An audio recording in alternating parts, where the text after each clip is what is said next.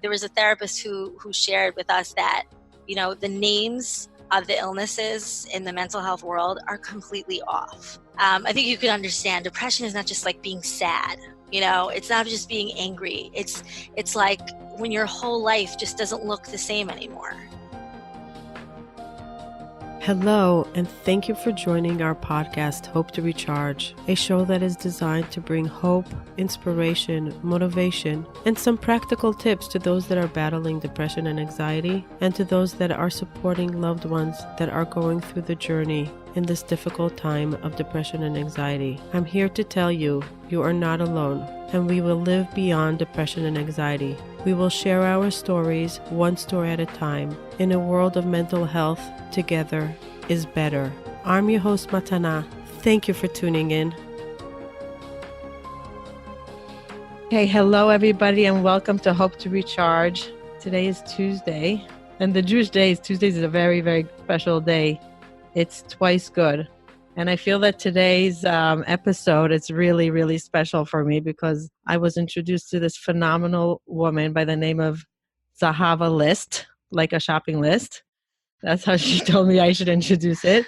Zahava List. She created this phenomenal organization to support women that struggle with mental health. She's going to go a little bit into details on that. So I'm beyond honored because I feel like she took her struggles and she turned it into courage. And she turned it into a salvation for others. So welcome on our show. Thank you for joining us. Thank you so much for inviting me. Great to be here. Yes, I know that I don't remember who introduced us. I don't remember who it was, but somebody that goes through your organization, and she said that I must meet you and hear about you and hear about all this amazing support you give women. Zahava, tell me a little bit about your background. How old are you? Where do you live? Where did you grow up? I am originally from St. Louis. I'm now 37. Me and my family, we live in Baltimore, Maryland. I have lived in Israel when we first got married. We lived there for 6 years. And yeah, that's really where I'm up to now. And did you always have this big vision of doing something great with the world when you were a little girl? Did you think, like, even before Chazkeinu, but did you think that you would do something big? So it's funny, I was very quiet, like very introverted child. Like I was always more of a follower. I would never have imagined that I could do something like this. And I could never imagine that an idea of mine could really go so far. And I was just straight through high school, just very, very much a quiet person. The only time I remember ever hearing anything different is I had a friend whose really close family friend came for Yantif, and we all were over there, and he analyzed handwriting. So we all waited till the end of Yantif and at the end of the holiday, and we all wrote our name and like a sentence, and he analyzed different things. And he saw my name and what I wrote, and he said, you seem quiet on the outside, but on the inside, you're a leader. Oh, wow. And I was 15 years old at the time, and I was like, yeah, very nice, I never thought so. So maybe that was the first seed that he planted in your head, that you're a leader, gave you permission to lead, maybe. Yeah, could be. So your name is a Hebrew name, Zahava, which means gold. What is it, golden? It means gold. Yeah, Zahava. So you're really a gold treasure in the world of mental health. Thank you. Definitely. I believe that there's a lot in a name, and I don't think it's coincidence that you have that name. So let's dive in. Zahava went through a journey of depression. I don't know a lot about the story. I always interview people that I hear with you listeners, and I like hearing the stories together with you. So I'm going to ask her about her journey. What happened? What happened with depression? What happened? When did it come first into your life? Okay, so depression was only part of the story. Actually, I really never experienced anything outright, like mentally, and anything in my mental health. I grew up in the 80s and 90s and therapy and mental health like was just like taboo, and they belong in insane asylums. And I remember hearing when I was little like that word manic depressive, and I was like, what is that? Like they're crazy. And I had like such a stigma, growing up. So, I went through high school and seminary, and after seminary for 3 years I taught in the school that I grew up in the community, and I came back and I had been so quiet. But then after seminary I started becoming this teacher. This was like kind of the beginnings of when I like came out of my shell, and people were like, wow, Zahava actually talks.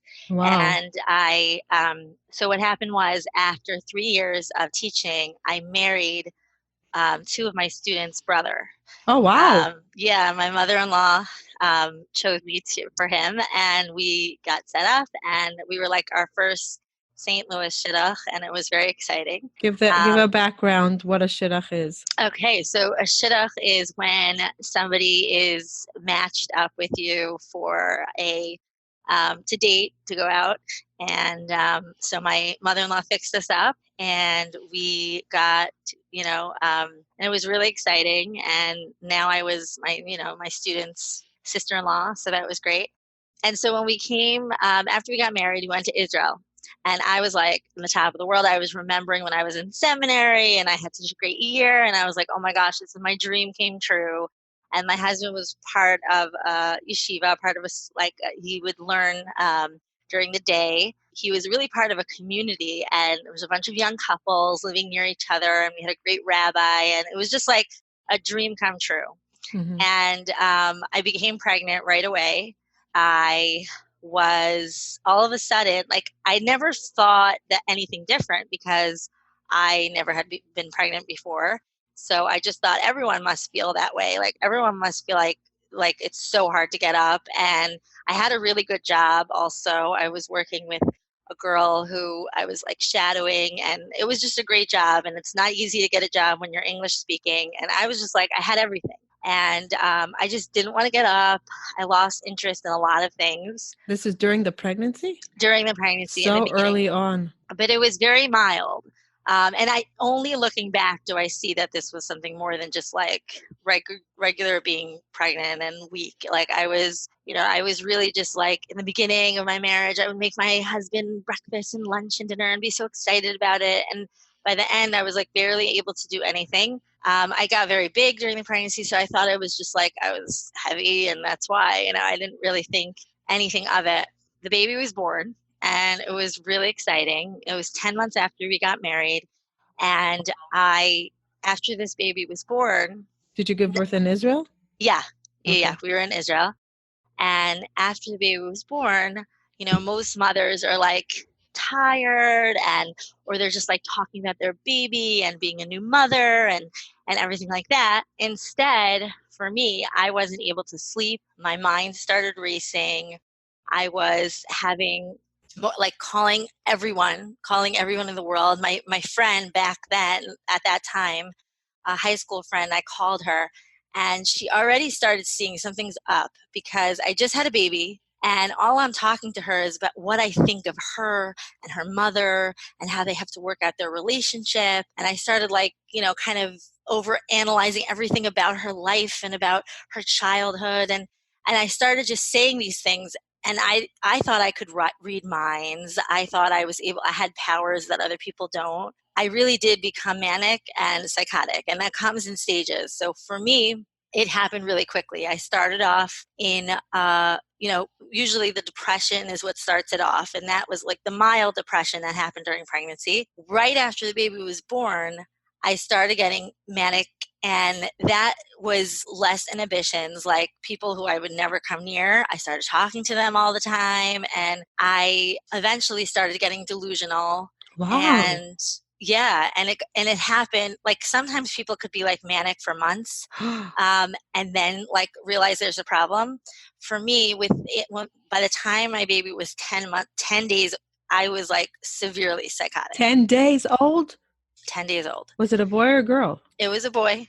Oh, so you had Yes, circumcision. You were already yeah. like really not well. So at the like I was doing things that looking back seemed like I could be really ashamed of, and at the time I I did do things that I never would have done. And I didn't think anything was a problem. You didn't Everyone around, notice it. You didn't no, notice it. I was like, this is the best thing in the world. Like, I'm fine and I'm great. But at the same time that this was all happening, at night, I would be like severely just want to leave the world. Like, Run away. I would say to my husband, like, I am not needed anymore. Like, my neshama, my soul is ready to go back. Wow. And I also didn't feel things. Like, I was in the shower and I burnt myself and I didn't even feel it. Like, I was like literally not there. Wow. And along came also a lot of the trauma that I never knew I had as Right. a child came Right. out, and I started saying things like, because I was saying a lot of things, and my essentially it's almost like my subconsciously came out, Right. and my subconscious just started talking, and everything that was in there that I dissociated from and that I didn't realize all of a sudden started coming out. Like, for me, trauma wasn't like sitting in the therapy room and the therapy saying, so what happened to you when you were a Right. child? It Right. just came. Right. So I really also feel that I gave birth to a trauma. So You like threw it up. It vomited, exactly, right? exactly, Oh. exactly. So for me, after that, yeah, I guess I'll talk about how I ended up getting help and all that. But yeah, so that Who was was the person that said to you, Zahava, something's wrong with you? And how fast was that? Because you weren't realizing, besides the nights that you were suffering and you just wanted to yeah, run away to end your mhm, life or to just end the misery. right, There's a fine line between ending life and ending the misery. We just want to end the misery, but you just didn't find a sense of purpose.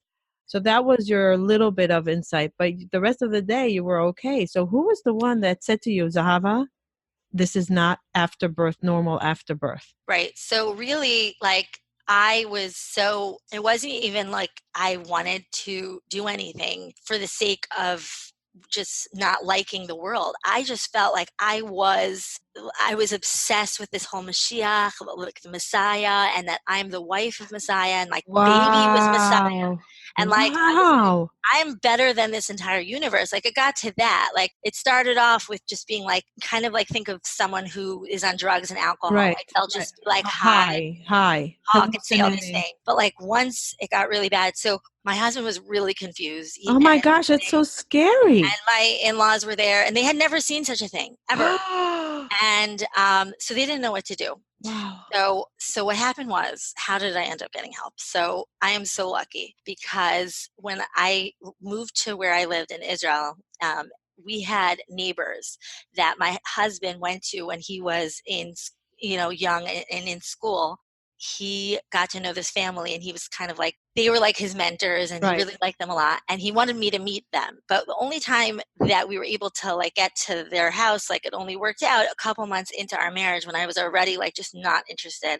And I remember waking Lethargic up, and weak. yeah, and I was just not interested in like people so much, only looking back do I realize it was kind of a start of a depression and social anxiety, which I never had such an extreme.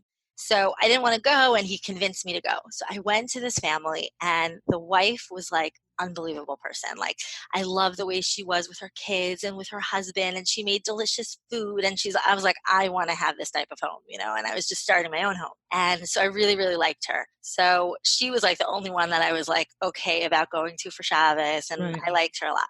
So what She was happened like your was, mentor yeah, in Israel? so she is a very close family member to someone that we know well. And my husband confided into that person that something's going on and we're not sure what to do.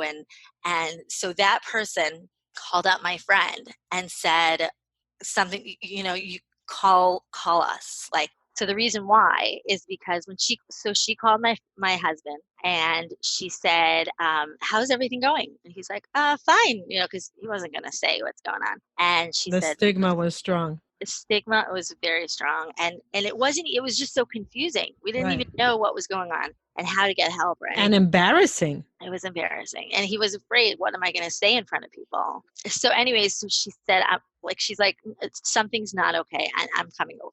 So he's like, okay. How So did it's she like, know? well, she had heard from the person that she knows, Oh, that we okay. know, and Okay. but she came to my house, and it was 11 o'clock at night, and of course I'm on the phone and holding my baby, and like, I even have a picture, like all my first pictures with my baby are me on the phone and like, giving him a bath or me on the phone and doing something. So I'm sitting there nursing my baby and she comes and she's like, can I come in? And I was like, sure. I wasn't embarrassed of anything.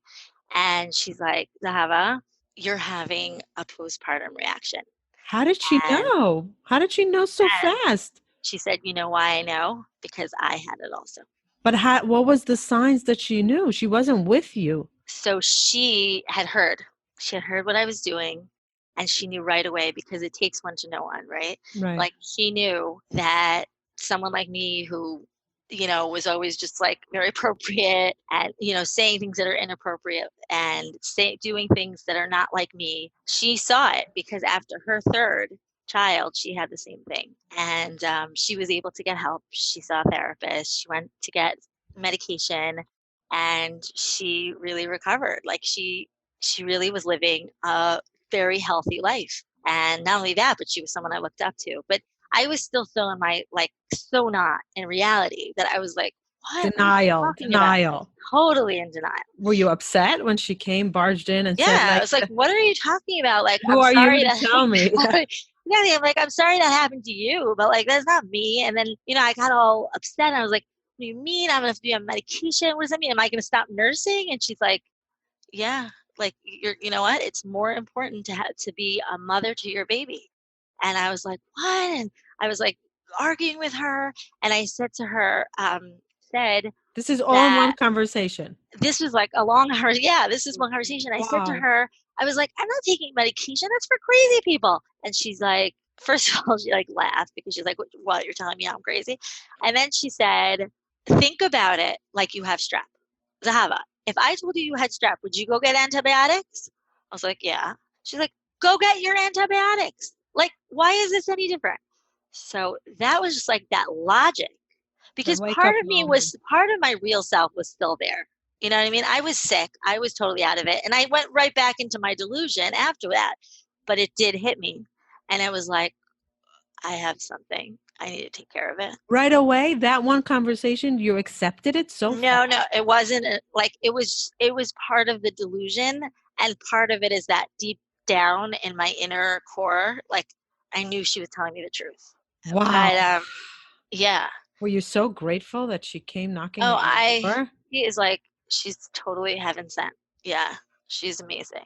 So at She, what she, point did you say, okay, hold my hand. What do I do next? so it wasn't really, it kind of just went one thing to the next. The next day, my son was 11 days old, and we went to the psychiatrist in Israel, who was an amazing person. So much so that we thought we were going to, we were living in Jerusalem. We thought we had to go to Bnei Brak, another neighborhood. So we're traveling on a taxi there, and he traveled to Jerusalem to come see me. So Wow. he was like unbelievable. So from the start, this doctor was unbelievable. And so when I come into the office, the doctor is talking to me, and I was like, went behind my husband, and I was like, it's him. He's the one who's sick. I was like, I was, and then like Denial. I thought, I was convinced that whole ride that okay, my poor husband, he has to make it like it looks like me. Okay, fine, I'll play Were along. you angry? I know, like it was part of my delusion. It's almost like I had my own, I was my actor in my own show. This was Oh. what I'm saying? Or scene, probably by then it was probably scene 23. And so now it's my husband getting help and I'm helping him get help. So that's how I got really into the taxi. And that's how I got into that office because my delusions were telling me all these. I remember him saying something about, being manic. And I was like, I'm not manic. He's like, you're as manic gets. Who said this? The doctor? The doctor said that to me. How did he know so fast? Did you have a manic episode in his office? Yeah, I mean, it didn't stop. Like I was, my Babbling and babbling and babbling. babbling, saying things that are completely not Irrational. rational, completely not. Like talking about things that don't even make any sense, but thinking that I can look at a person and totally read them. And it was totally off. And he sat you down and he said, listen, Zahava, you're really not well. Did he break the news easily? Was he kind? Was he soft? Or was he like a true Israeli? Okay, Zahava, get medication. You're sick. Get well. So he's an American doctor, and he was so good with me because he kind of caught on to my language and was talking in the way that I wanted him to say. I really feel like God just put the words into his mouth. But what happened was I was really refusing. I was like, you don't know what you're talking about. Everyone else is the problem. I'm the one who can save the world. I'm the one that's fine. I was going into it. And he said to me, like he saw this is not going to be easy. How Please many, come one met second. with me. I have a question. How Yeah. many weeks after birth is this? Like, how long is this playing out in This your is head? 11 days after the Oh, baby. wow. Yeah. Yeah. So, and the last thing on my mind was the baby. And the only time I thought about him was the fact that he is going to be Mashiach. Like Oh he's going to my be the Messiah. God. That was my son. I mean, I was really into the fact that he was so handsome. At one point I was like, oh, he looks like an actor. And like, I was just like Wow. talking about that. And things were just so not, I was saying things I just totally didn't think about. I would never think to say. And so what happened was he was really not getting through to me. And he obviously didn't want to come to the point where he would have to like force me to the hospital or anything like that. So it happened to be that where we met was an office for an organization that is amazing. It really, really saved me.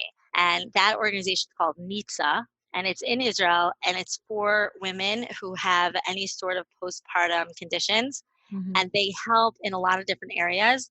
They helped me connect with this psychiatrist. Mm-hmm. And they also gave me a mentor, and they found me a therapist, and they were just a constant help in a lot of Wow. ways. They were amazing. And they're just made for women who are Postpartum.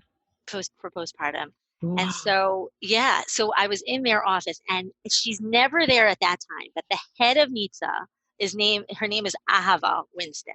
Okay, so I was like, Zahava, oh my gosh. So basically my delusion came in but this delusion saved me. And that was that my doctor, Dr. Bunzel and Ava, are really my father and my mother, but from a different life. And they're coming to give me something that's going to give me even more powers. Wow. And I was like, oh my gosh, like, I'll take it. Give it to me, Oh my gosh. And so I agreed, and I took the medication. Right It didn't away? happen. Right away, he told you to take medication? Oh yeah. I mean, it was medication and therapy. That was the team plan for me. And you said okay because you thought he's giving you extra powers. Yeah. You didn't say you're like, okay, I'm onto this because I agree because I'll be the best thing ever with Yeah. my hallucinations, whatever. I'll take it to the next degree. Right. But that was in 1 minute. And then the next minute I would break down.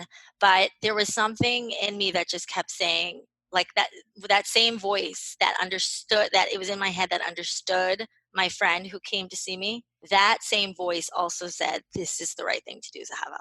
And that voice So your was very small. your My true true self, self. inside. Yeah. You said, okay, well, I have so many questions. I don't even know where to start. Okay, first of all, you're alone in Israel with your husband. Do you have any family, brothers, sisters, parents? Did your parents come in for the birth? Are your parents alive? Yeah, so I have parents, and I have in-laws, and I have siblings. We have a family, and in the beginning, everybody wanted. The only people who came in, my husband is the oldest in his family, so his parents, who hadn't been there in 20 years since they had first gotten married, Wow. they were coming for their first grandchild's circumcision, and they were Right. going to stay, and it was summer vacation. It was perfect. My parents had come to, like, while I was in my pregnancy, they came to visit us for the holiday for Hanukkah and everything. So anyway, so it was them. It was them. The same mother-in-law who fixed me up with her son saw this daughter-in-law Oh my be God. completely different. She's a very calm person, and she put up with me a lot. But I still remember, really, I drove her crazy. Like totally crazy. What did she say the first week after birth? What did she So say when she to? saw all of this, in the beginning, she was just also really confused. Like, I was like, this is not the person I set my son up with, Right. She, Was she supportive? she was incredible, incredible. She Wow. really also, like, I'm sure my friend also spoke to her about that, like that this is Right. just like any other illness. And she herself is a behavior analyst, which is kind of Oh. ironic. So, but I think that in that way, she was also able to see behaviors, and as opposed to this is me, like she was able to see like Zahava, and this illness is an illness, but it was And all it's new. It fixable. was all new. Yeah. I mean, they didn't know it was fixable at the time, but they were hoping. I mean, the fact that they saw and that is the whole amazing thing. It's like such a foreshadowing for my organization. The fact that the person who really was the driving force in me getting help was someone who went through it themselves. But that's always, I feel like that's always the fact. Like, until someone goes through any kind of process that's hard, it's very hard to give true empathy if you weren't there, because Yeah. we are just not aware of the struggles. We're not aware of what they're going through. And only somebody that saw and felt it can say, okay, I'm willing to jump in and save her, because Hmm. if I don't do it, it's gonna be over. Like, she's going to Absolutely. lose it. And I'm willing to take the leap of faith that I might be wrong. She might slam the door in my face. She might be angry at me, but I'm willing to do everything because I know how hard it is and what she's going through. And we need to save her. Absolutely. And you're so lucky that you had her. I know. It Wow. really was. And wait, okay, fine. So your in-laws were there, Yeah. Yeah. like My in-laws were there. supporting you through, and your husband probably, when he was scared out of his mind, like, where Oh, did my yeah. wife go? Yeah. This is the most beautiful moment. We became parents less than a year Hmm. after we were married, Hmm. and suddenly I lose my wife. I don't know where she is. Exactly. This something else took over my wife, and I want my wife back, and I'm scared. Hmm. And who's going to take care of our child? Like, who was Exactly. taking care of your baby? So yeah, so I'll tell you, my doctor, the way his protocol was different than in the future times for me, was to keep me home as much as possible. Like even though I really needed 24-hour care, he between my husband and my mother-in-law who stayed for that first month, they babysat for me and for the baby. Were you hands off? Were you allowed to It interact? was yeah, no, I mean, they wanted to get, and I wanted to be the mother. I wanted to be in charge. It was really hard to stop nursing. That's something I talk about a lot because I know people, hesitate to not take medication because of that. And I've seen so much that was something that was so important to me. And I was so obsessed with that concept. But looking back at, in hindsight, I see how much what a mother is the bond is so strong no matter what, and that nursing is a beautiful thing, but it should never stop a person from getting the right help. And so, but at the time it was really, really hard for me to be watching other people feed my baby. It was really hard not to want to do what I took the medication, but it wasn't like instant. Oh yeah, it you know takes time. it was I was very agitated. I turned into a very agitated state because I would be high, then I would be really upset and low, and then I would go high and low, and it would be a back and forth thing. Because it was my first episode, and I had never had any, like, it was my first time, so it was postpartum psychosis. It wasn't officially at that time bipolar yet, but I was I was showing signs of bipolar because at one point Right. It I'm does acting sound really bipolar. high, Right. which it is. I mean, it became bipolar once it happened more than once, but it wasn't just only part postpartumly induced. But point was, I was still wanting to do everything my manic side wanted, but my depressed anger side was noticing reality, and reality hit really hard. Wow. I'm processing this. This is like, I'm really processing this and seeing your beautiful face that people are going to see on the picture, seeing your smile and your energy that's popping out. It's like, wow, how could it be that this girl that went through a manic episode is so alive and okay and put together now and running an organization? It's like, I'm just literally processing all this. And especially because you come from the Orthodox community that's so scared of talking about these things and so quiet and hiding it and pretending that there's no problem. And you right away, like, you went to a doctor, you started taking medication, you accepted the fact that something is wrong. It's incredible. I want to ask you about the baby. Were they afraid for you to be with a baby alone? Were they afraid of what you're going to do? Would you might do something dangerous for the baby? Yeah, I mean, absolutely. That was a big part of why they had to stay with me and the baby all day. And because I wasn't, I didn't have the right judgment. And I saw after doing certain things that I did, like it was time for the baby to eat, and I said, no, we need to wait another 15 minutes, because I OCD. was, I was in control. I wanted to be in control when I saw my life was totally out of control. Right. And so I was, the baby needed to eat, and if I was by myself, like it would have been really bad. So they definitely needed to watch me. So how long was it until you were allowed to be alone with your baby? My baby, we're going back 14 years ago. My baby's Oh my 14 years. God. Oh my Yeah, yeah. God. There's a lot that happened since then. But at the time, it was about 2 months when it was about a month that 6 weeks maybe, where I started getting back into reality. But I was more in a depressive state. The I medicine was took more, effect of the manic, but you were yeah, depressed. yeah, but that's what it is. It's like when you're at such a high extreme, you have to go all the way to the other end to get in the middle, which is a concept in Judaism. But it really, really hits so hard. So I was just like, not so, again, not interested, but it was even more like my lack of interest. Depression is like really, there was a therapist who shared with us that, the names of the illnesses in the mental health world are completely off. I think you could understand depression is not just like being sad. It's not just being angry. It's like when your whole life just doesn't look the same anymore, and it's like things that had life to it don't have life anymore. Right. And It so feels I bleak, started feeling like darker. that.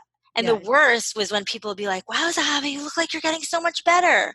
And I'd be like, I'm not better. I'm I'm dead miserable. inside. I'm dead inside. Exactly. How everybody knew what you were going through? Okay, so that's the thing with me. A big part of my story is that I was never able to completely hide it because I was calling people from my hometown. I was calling different, with different episodes that I had, this was my first episode, but I had 10 episodes in 7 years.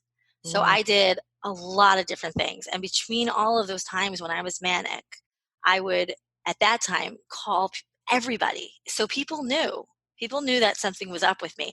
And so when I would come back into my depressive mode and start feeling the shame and start Right. feeling like thinking about what I did at You that time, remembered everything you did? yeah, I It's did. not like it's two different people. Like the you remember. It's not like when you're drunk and you don't remember what you do, right? You actually Most remember. most of it. Most of it I did. I did. I Wow. always remembered it. Yeah. So yeah, so for me, 2 months after I had my first baby, we came back to my hometown and some people knew about it and some people I were like, do they know about it?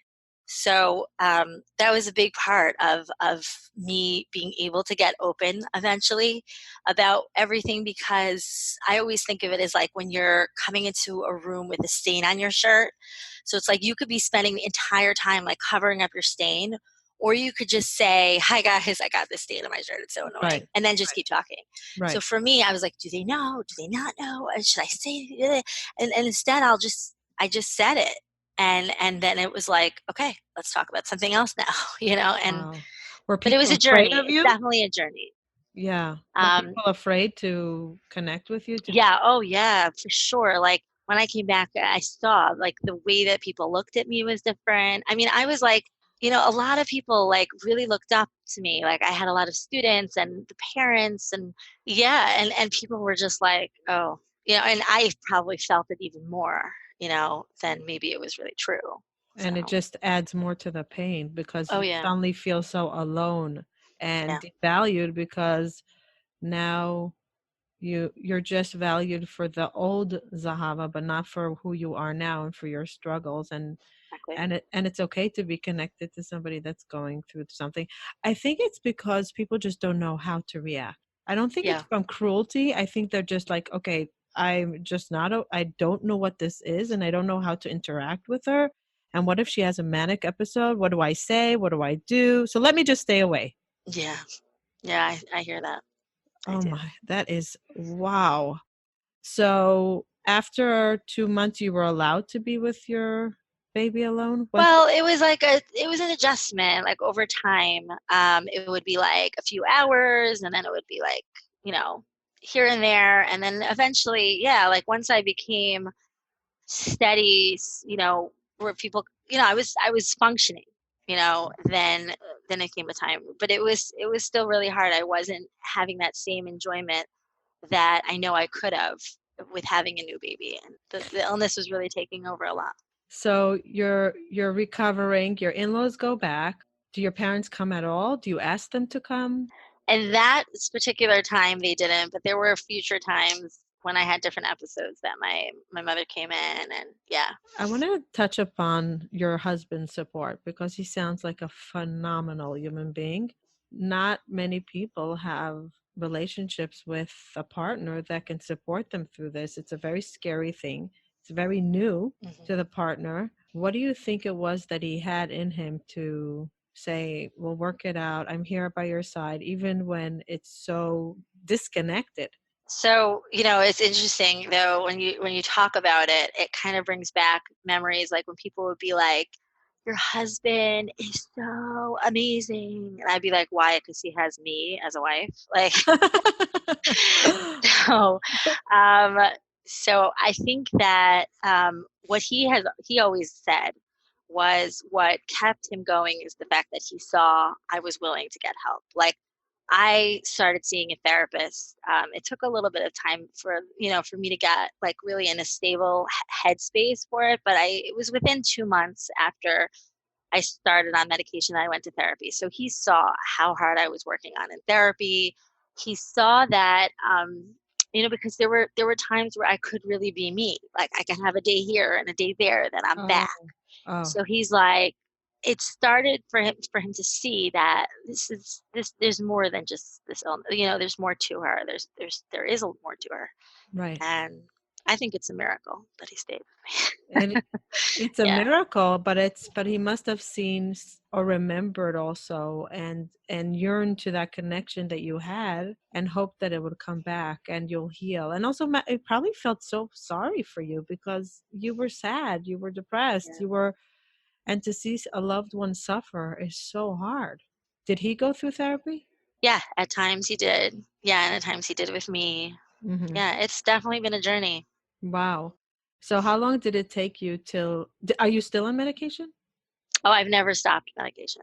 So, okay, so now I have to get some clarity. So you're saying that this is a condition that starts after you give birth. Like no, because you grew up without any of this, the trigger was birth. It's a form of postpartum.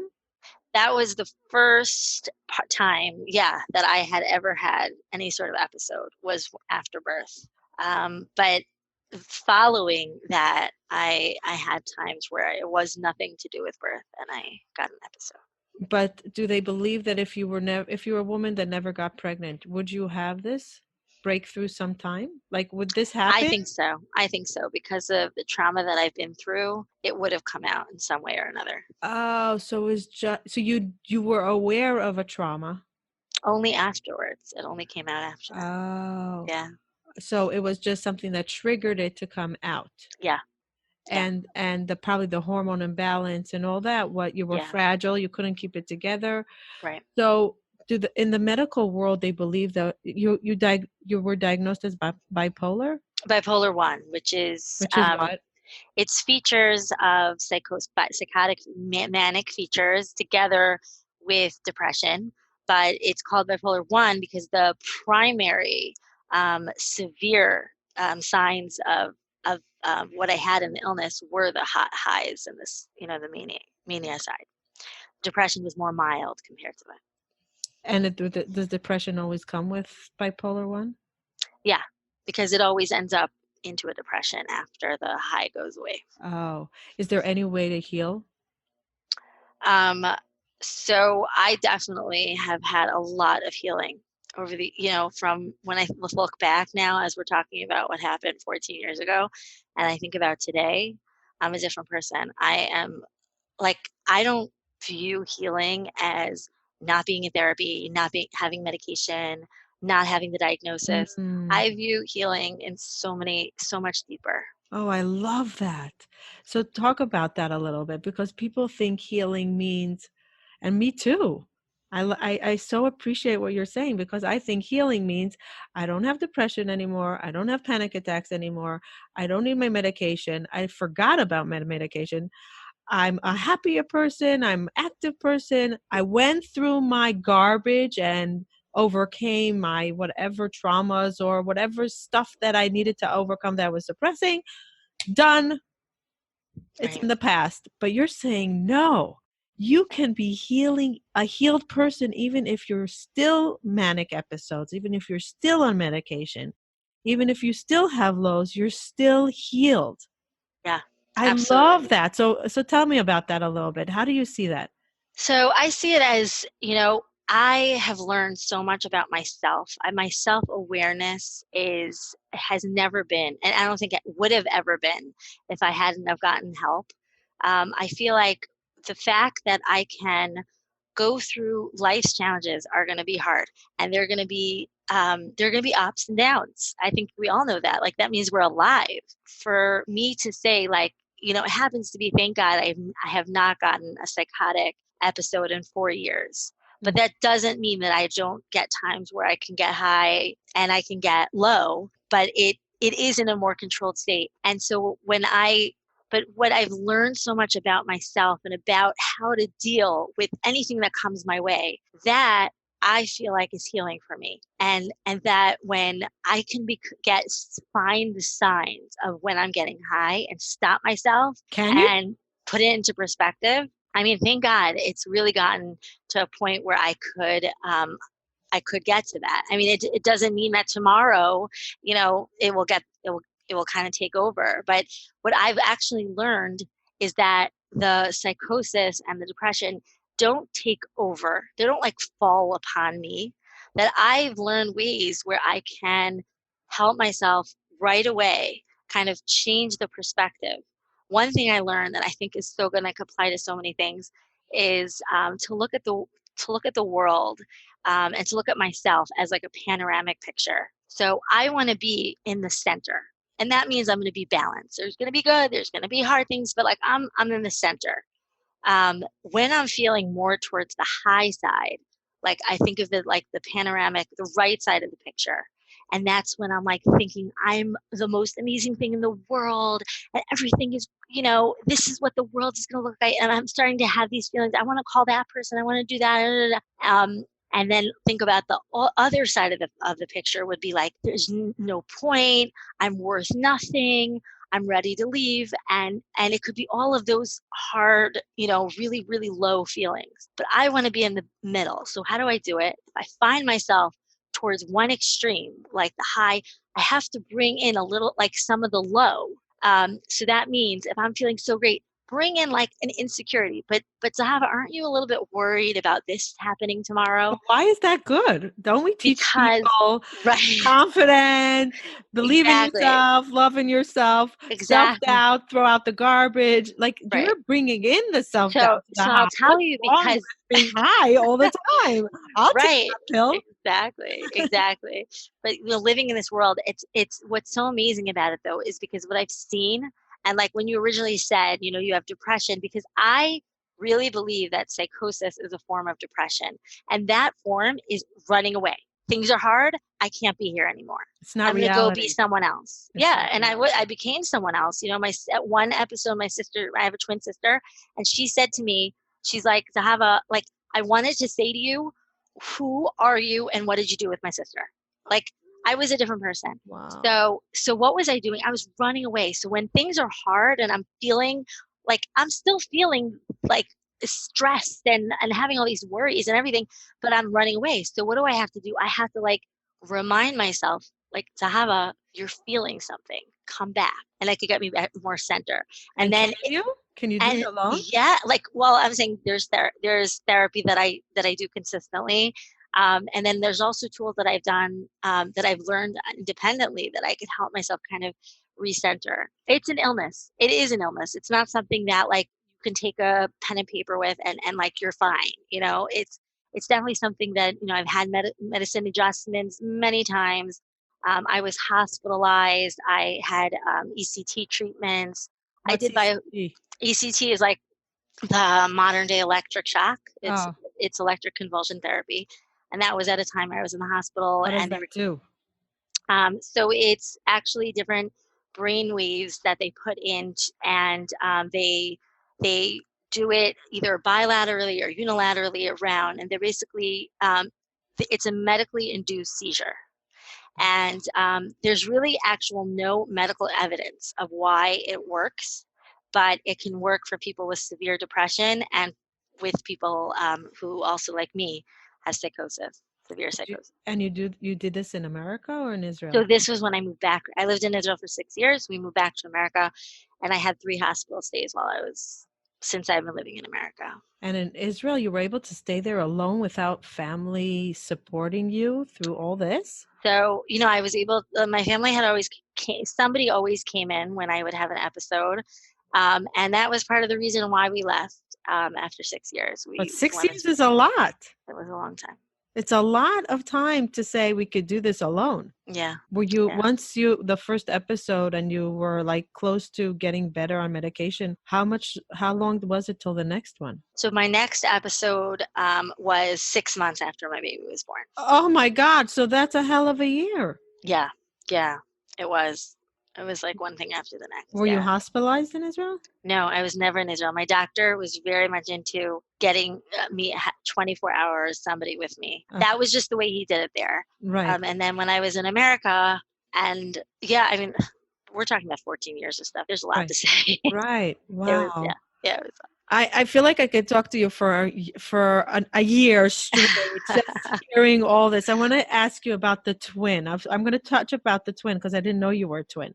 Yeah. So, like, you're connected, and you're really connected, and it must Yeah. be so frightening for her to see somebody, like a part of her, being Yeah. so not like she is. Did it bring you together, or did it separate you? Oh, we've been always very close, and she's always been such a humongous, huge support. I mean, my hospitalization, she would call me every single day, and she was really there for me. Yeah. Do you sometimes think, why me and not her? Why not us together? We all have our own challenges, and we've always been taught not to compare each other. So, So it we was just never a thought. we're just, yeah, I'm just happy with her successes. She's happy with mine, and we're there for each other in our own challenges. Wow. I read a book, I think it's called My Lovely Wife in the Psych Ward. Did you read it? About No. it's a husband that exactly like what your story. Wow. And how they used to prepare, like they were on a high, everything was great. She had a corporate job, amazing. They got married. They had the most loving relationship, like a fairy tale. And I think it was I don't remember the details, but I think right after her first pregnancy, she went manic. And then it was a repetitive things, and how they prepare, how she was in the psych ward, and how they prepare for an episode, because they never know when it's going to happen, but Right. they know it will happen, and how they got used to it this is the way our life is. We have to get used to it.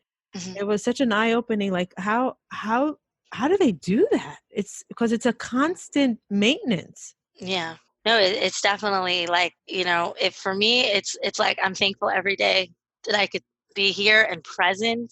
Just to catch you up. After that, I have 3 more children. How? And for after my second, I also had a relapse, and my third one, I had another episode. But my fourth one was born after I started an organization. He's like my miracle baby, and Oh my gosh, I didn't have it.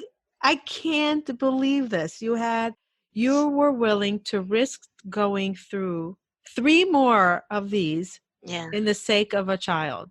My kids are all 5 years apart. And I, in between, when it came to a certain point, so that those first 2 episodes were like, once, and then 6 months later. But then I had a good 2.5 years, and then I had time in between where I was steady and stable. And, I always, with my doctor and my rabbi and everybody together, like it was like a team decision I did. And I always, like, I never went off medication. Like I said, there's reproductive psychiatry. And so there's ways to have babies while being on medication. And so people were very hopeful. And yeah, but it was definitely a risk that I took. Did you want it so badly that you were willing to take the risk? Yeah, I so wanted it. I so wanted to You have. wanted to prove that you could do it again, even though you might have an episode. You're willing to risk it. You weren't afraid. No, because I knew that I had my support there. I, I always took care of myself afterwards, and we were always hoping that this time would be different, And the last time was. and it was. What do It you think it was. was that was different? Well, I'll tell you that we did put effort medically wise. Like I had started my third trimester, something like a more, I guess, invasive type of, I don't know the word, but like a medication that people take more as an emergency drug. I started in my third trimester. And then right when the baby came out, I was on another medication that I used previously as an emergency drug. And so that combination of making sure I had a full night of sleep, because that was always my first sign. And they also prepared. Like I had a room in John Hopkins waiting for me. I was on the list for ECT treatments. Like it was all prepared. It wasn't like if Zahava gets sick. It's like when Zahava gets sick, like right away, not Wow. like let's learn from before. But when my baby was born and I didn't have to get into the hospital and I didn't have to have any treatments and the medication worked. And it And you was were really, happy? You were happy? Just happy? I was just like a regular, like I always Afterbirth? called bounce back mommy. Like I was there, I was functioning. I had some hard times like physically after birth, but that's where I see the difference when people say I'd much rather have a physical illness than a mental illness, Yeah. because I was so grateful that I was in Wow. my right mind, that I could actually be present. Wow. And what it was it like having a manic episode when you had little kids at home? What happened to them? So you have a house full So of children and then yeah. mommy goes manic. What do they get scared? Are they aware? Do you speak to them about it? Do they know? So yeah, so my last episode was after my third child, who's now 4 years old. And when he was born, my oldest was 10 at the time. So he definitely knew something was up. But I was so adamant about getting hospitalized right away. Even when my doctor said, let's just wait till the medicine kicks in, my husband said, let's give it some more time. I said, no. That last time I was in the hospital, which was a really, really hard stay, I went because I said, if I can't take care of myself, I cannot take care of my family. Wow. I want to go now to your organization. Yeah. We're going to start opening about your I Okay. needed to get background. And I'm like, I can't believe what you went through. So Zahava went through this story that we're just hearing now, and we're just hearing the tip of the iceberg, because you could probably write 10 books on each year of your life. So we're just getting a slight understanding of what bipolar 1 is. What is it like to be pregnant? What is it like to be in a relationship? What is it like to function? We're getting a little bit of a taste. So not only that, so Zahava goes through all this, and then she says, okay, I want to make what I went through worthy, and I'm starting an organization to break the stigma and to bring awareness and to give support to other women out there. Now, give me a little bit of a background on your organization, the name, why it's called the name, when it started, and what you do. So after my last episode, I was still in the middle of doing treatments. And at that time, I had, like, when I moved back to America a few years before that, I started Overeaters Anonymous, OA. And, because that was, again, part of my struggle with my medication and my illness is my weight. And that also I know is a reason why people hesitate when taking medication. But for me, I just see like I've been a yo-yo when it comes to my weight, but I know that who I am and who I'm going to be remembered by is so much more than weight.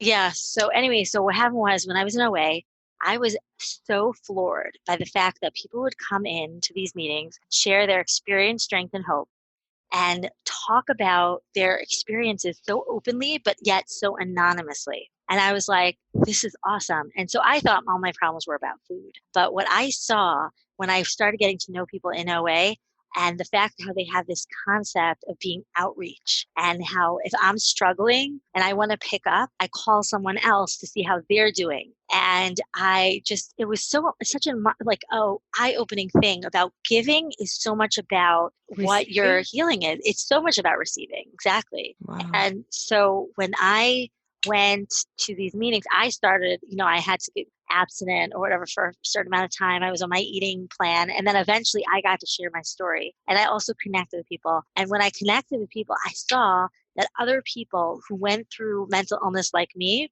and eating disorders are a mental illness. Right. So we like spoke the same language, and I was like, wow, like they really get it. And so I was in a few different fellowships, and at one fellowship I got really into, I started my own phone meeting. It was in the library, and it was through via a conference call, and I also had people live there.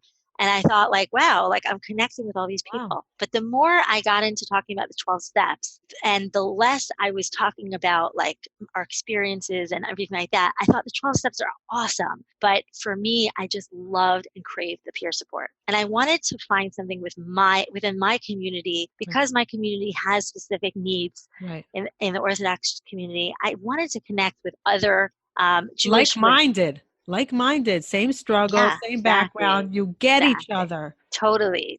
We come from the same type of background. And I felt that I really wanted to connect with other Jewish women who were struggling with mental health. And I also wanted to have family members. And part of my journey in opening up was I got very close with someone I knew in the community who opened up to me that her very close family member was suffering with mental illness, and she couldn't tell anybody, but she knew that I had it because I was pretty open. A lot of the community knew already, but then, so we talked, and I saw that when I would tell her things, she would understand her family member better. And when she was talking to me, I was like, wow, this is what my family feels like. So I didn't say I'm going to start an organization. Like that would have been like, whoa, me. Right.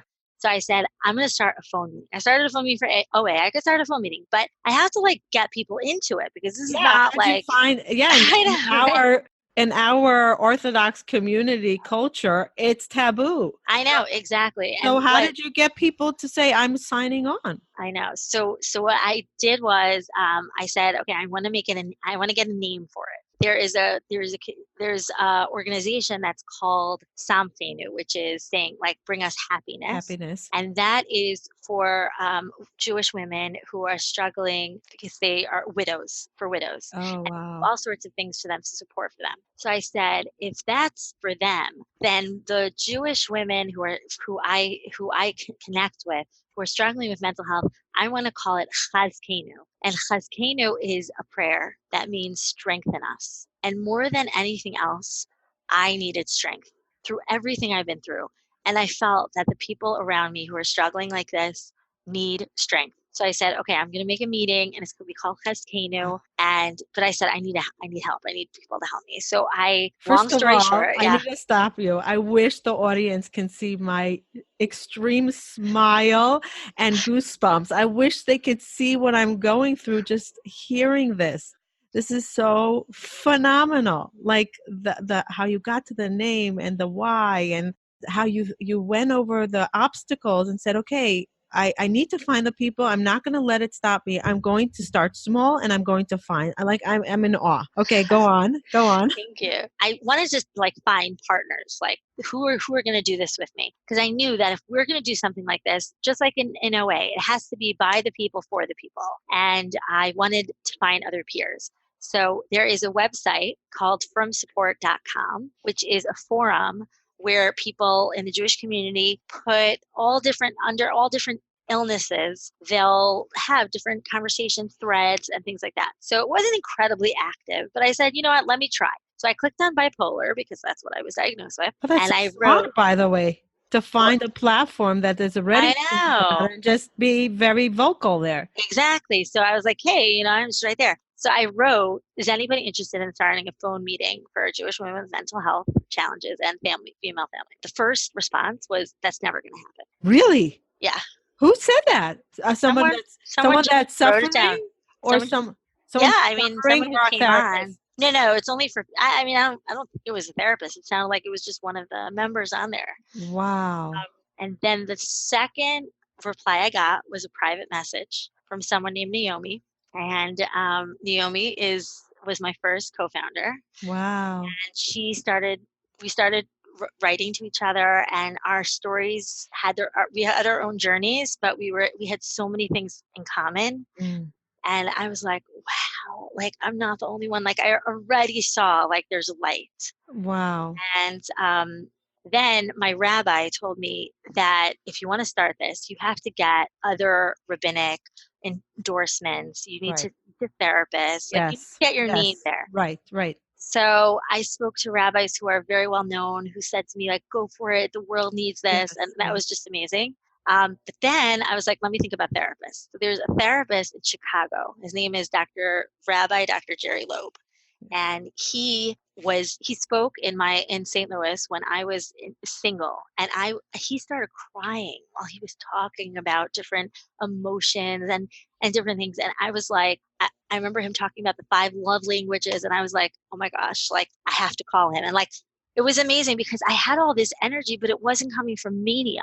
It was just coming from this like desire to want to give and give back Right. and to connect. Right. So I call him up and I was telling him my idea. He's like, that sounds great. Send me your proposal. And I was like, What proposal? Like, proposal to what? this is a meeting. And I was like, wait a second. Like, this really could be an organization. And then at the end of the conversation, he's like, oh, I have someone in my synagogue who wants to do something similar. Her name is Tamar. Give her a call. Here's her number. So Tamar was my second co-founder. So Wow. I called her up and I was like, you don't know me, but Oh my goodness. would you like to start this with me? And Naomi, at the time, the 3 of us started it. But But that night that I spoke wait, to wait, Dr. wait, wait, Loeb, wait, wait, wait, wait. yeah. What did you found? What was that So when Naomi, Tamar, and Zahava, what did they found? this meeting that we planned was so much more than just a meeting. It was it really that night when I spoke to Dr. Loeb and he said, give me a proposal. I took out a piece of paper and I wrote all my dreams, everything Oh, I I want. love it. And I put it into a nice like paper typed it up. And I was like, hey, this is my dream. Let me just send it to him. Your vision And board. my vision, totally. Yeah. And by the end of a year after we launched our first meeting, almost everything on that list came true. Without even going through the list, just looking afterwards, you're like, oh, we did that. Oh, we Yeah. did that. It wasn't like a checklist.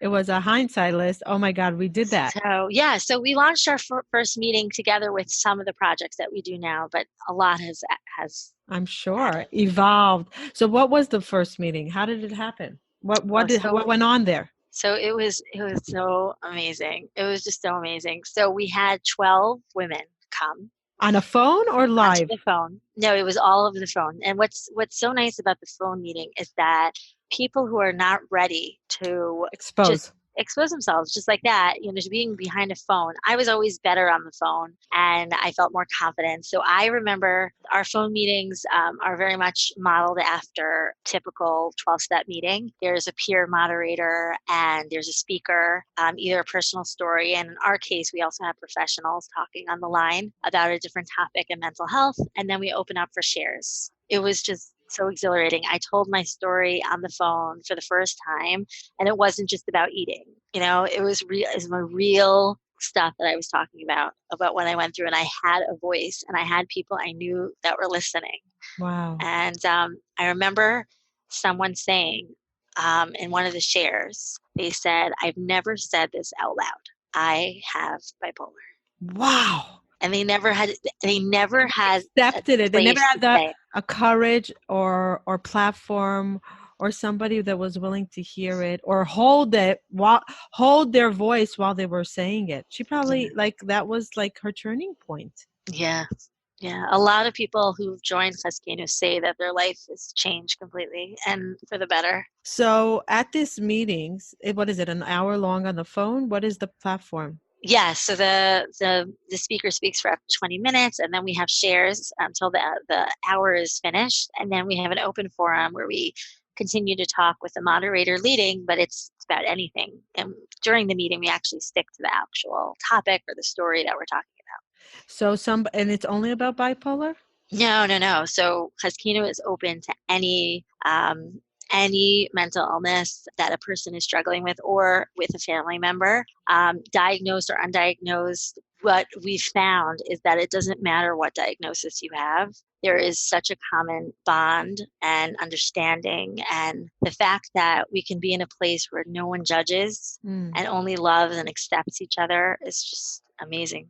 So it's basically a support group. It's not even tips, right? It's support. You're No, not alone. You can get through this. Yes, it's a hard day, but there's light at the end of the tunnel. yeah, so I'll tell you, it really is actually a lot about giving each other um, inspiration and what we learn. Like our stories, we've come to follow a path of talking about where we've come from, talk about our story, our challenges, and everything that brought us to today. But yet also, what have I learned along the way that I can pass on to my Chazkeinu sisters? And that's what we Help call each other. Okay, it. Yeah, so there is like paying it forward. Like I'm going to absolutely. give. Everybody has to give. It's not only taking and support. Absolutely. That's Okay. why we say we strengthen each other. We strengthen ourselves by strengthening each other, because it's all about the more I can see who I can help, the more I feel like so much better. So on these calls, is it different topics that I could decide, oh, I don't have bipolar, so I don't really want to be on the call because I'm too weak to hear about other people's pain, but I want to be a part of schizophrenia, or I want to be a part of postpartum depression. Is there a topic that you tell people this Wednesday we're going to be speaking about X, and we could decide if we want to be a part of the call or not?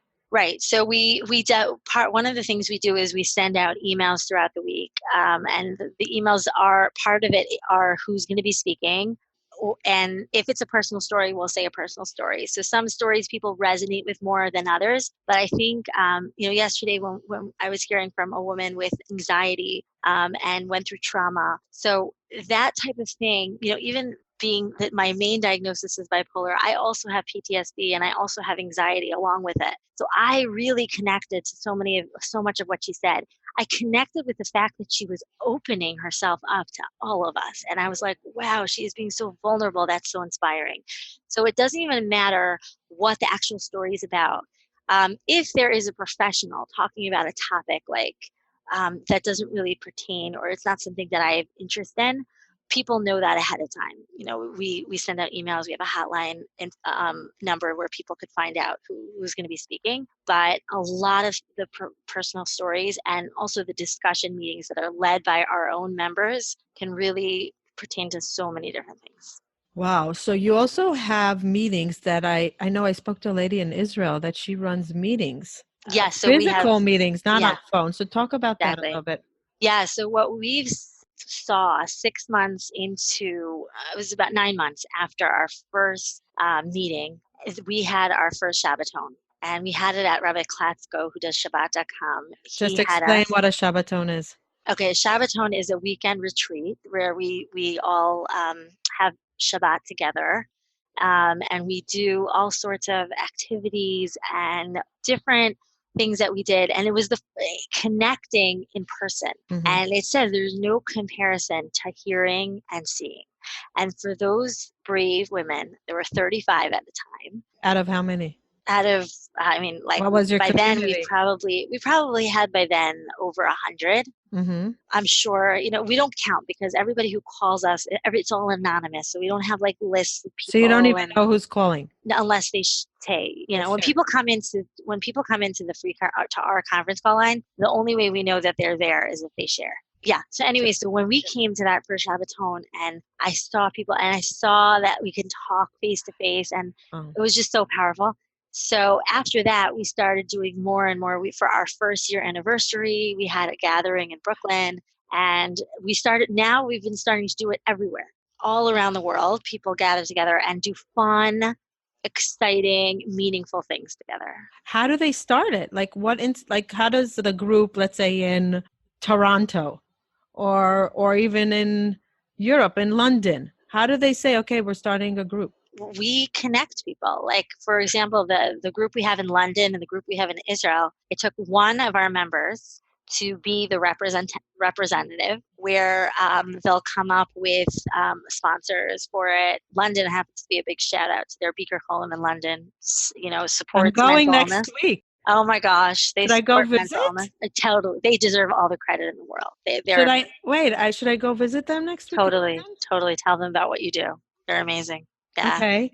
So So, there's a yeah, spearhead, somebody from your yeah, group that says, yeah. okay, I'm strong enough and I'm not shy Right. and I'm willing to support and I'm willing to put in a lot of time because it takes a lot of time Yeah, and they yeah. don't get paid. Right. It's All all volunteer. volunteer. And they said, I'm going to spearhead some kind of a group Yeah, and they plan something. They plan a get together and they hope that people will show up. What if no one shows exactly. up? So, we've had really great success. I mean, what I call success is when there's seven. We've had gatherings with 50 people, with Right. 60 people, but even a gathering of 5, 7 people who are willing to That's come huge. together and really talk about real things. And but it's also we make sure that it's a lot of fun. Like Right. we had just yesterday, or sorry, Sunday, there was Zumba, smoothie, and salad making, and the Zumba instructor told her story, and it was amazing. And I was in Brooklyn, and we've been just having such great things. We had like planting in Monroe. We did planting therapy and at tapping. One of our members does tapping, and she came up and did it with us in Baltimore. Here in Baltimore, we did a night of just like fun games and getting to Right. know you stuff. It was just great. And who sponsors all this? Do the people have to pay to come in? So we have very small admission fee, but we also get sponsors for the events, and also sometimes some restaurants give out platters for us to eat, and it's awesome. So Yeah, you became so big so fast. How many years ago did you start this? The we first phone started. call. So it was March 14th, 2016. Oh my God, only 3 years. Yeah, And yeah, you're so big. yeah. It's really And awesome. it's growing. Is it It's becoming growing. bigger than yourself? Like do you Oh, it's feel bigger. over Oh, way, way, way bigger. Oh yeah, I are never you, thought it would be like this. are you scared at times? Like what did I start and what did I take on? Can I do this? Yeah, there is times where I feel like, oh gosh, like what if I just like totally melt? How am I going to do it? And I have the most amazing team of volunteers, and I've split up so much of our efforts are in the hands of the most amazing, capable people who never thought that they were capable. Tamara and Naomi are still with you? And Naomi have always been the founders. They're not acting founders right now, but they're there behind me, and they're really excited about the growth. And they had their own journey in Yeah. mental health. Yeah, they both did. They both Oh, did.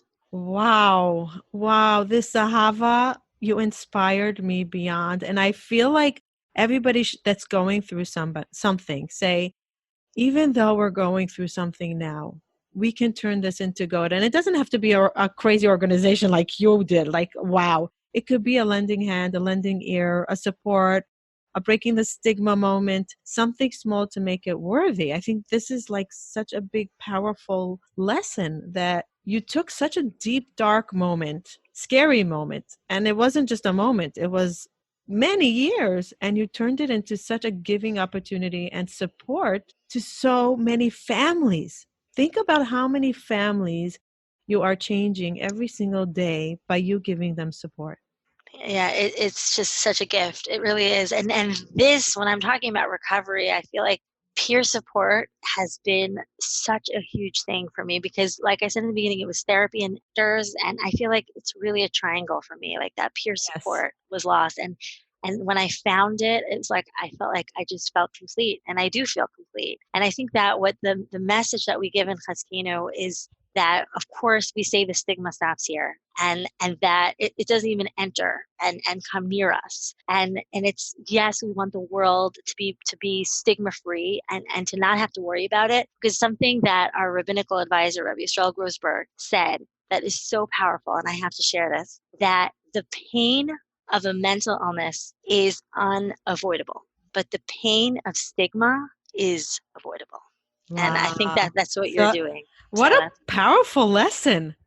Thank you for Yeah, sharing that. And yeah, thank him in my name. I don't know who I he is, will. but a very wise man. Very, Very, very. very wise man. It feels like you're surrounded by brilliant people, I strong really am. people. You're a very lucky woman. You're a very courageous woman. And I'm so happy that somebody told me about you. And I can't believe I'd never heard of you, which is which I is sad. know. We need to spread the word that you're I out know. there and you can give light to so many people that are suffering. So how do people find you? So we have, we're on Facebook and we're on Instagram. We have a website. Should I say the website? Yeah. Okay, so it's www.chazkeinu, and Chazkeinu is CHAZKEINU .org. And we have a phone number also, and that's 314-346-7414. We also a lot of is word by mouth. I also spoke on different my stories being serialized. I have different articles about me, but we have like a couple members a week. Like we really have like I've spoken to hundreds of people. Now I have more people doing phone intake with me. So we speak to every member before they join. Everything's free, of course, but we want to talk to everyone and just make sure that it's the right place for them. Wow. And Um, how do you have a life with all that? You have boundaries with time, how much you give yeah, Chazkeinu? absolutely, absolutely. Like I say, I really have delegated a lot with amazing people. And what's so nice is that my volunteers tell me that with everything they've been through, they never thought that they could do anything. And now they're like feeling so empowered and they feel like they have meaning. And it's Exactly. And that's, I think, the biggest lesson I got out of this. yeah, That out of all the pain, you gave such a meaning. Great. Hopefully, it's greater than the pain, but no one can really comprehend because I can't right, even comprehend what you went through. And the courage to have more babies after that and not being afraid. And you probably live every day thinking, is it going to happen? right. I mean, that's something that I definitely have to, overcome. Yeah, Yeah. And even though I'm afraid it might happen, I'm willing to go and live the big life and give, even though tomorrow I might be weak. But today I'm okay. Now I'm okay. I'm right, going to live in the now, be in the moment, be right now present. Don't be worried about the future exactly, and crying about the past. exactly, exactly. Wow, so powerful. I hope to meet you in person I one day. know, it'd be I amazing. would love to come to one. Are you doing any further retreats? Yeah, yeah, yeah. We're having one in December, another retreat, and we have events probably every 4 to 6 weeks. So in different Okay. places. Yeah. This is so phenomenal beyond. Thank you for joining us and thank you Thank for you. sharing. And I might have you on again because I'm sure Really? I'm going to have an outpouring of questions that are going to come. And I'm processing. As I said, I'm processing this at myself. I just want to ask you. This is big for you, but it's probably so simple. What does hope mean for you? Hope, when it says hope stands for hold on, pain ends. So I think that what I found hope means is that even if today is hard, it doesn't mean tomorrow has to be also. That pain ends. I like that. Yeah. What is it? Hold Hold on, on, pain pain ends. ends. Ooh, I like that. And everything has a time and everything has an ending. Nothing lasts forever. Even Yeah, though it can come back. In your case, it can come back. it could. It It can could. come back and yeah, I'm going to be in the now. And if in the now is hard, I'm going to wait for the better. And if the better is good, it's now, I'm going to be in the now, in the good. Right. Exactly. Wow. Can you thank your husband for me for supporting you through this and for me and for helping you become such an amazing person? Because I believe that we need support. We really need support from our close family and friends. And Absolutely. whoever's listening out there, if you are a friend that went through it and you see somebody that's going through it, go help them. Look at what Zahava became because the girl was courageous enough to say, I'm going to go and tell her what she's going through and hold her hand and push her to get help and teach her what she's going through. Is there Yeah. anything else any closing points you want to give before we say goodbye? Yeah. Well, first of all, I want to thank you for what you do. It's just amazing work, and you're living that way of spreading awareness and not letting the stigma continue. I think that what I always want to leave off and for people to remember when hearing the word chazkeinu, when hearing about strength, knowing that every small effort that we do, every small effort that we take, when I thought of it as like just one person, if I could help one person, it's all worth it. Mm, So if we just remember to just think about one thing that we can do every day to help ourselves remove our own self stigma, feel better about who we are, and also to try to help the next. So thank you so much. Wow. Thank you, Zahava, and good luck. And I'm sure that like in a year you're going to be much bigger. And this and I see it as like you're peeling the eggshells off of these people that are cooped into their shell, and you're peeling their shell and letting them be alive. Oh, I hope so. Yes, yes. So keep on doing your great work. Thank you. And hopefully we'll see you again soon. Yes, thank you so much. I Okay. appreciate it. Okay. Take care. Bye. Thank you for joining us and taking the time to listen. I really appreciate it. Please hit the subscribe button so you can hear further episodes. If you are listening to us on iTunes, please leave feedback and ratings below. Let us know if there's any topic that you would like to hear from us in the future. Bye till next time.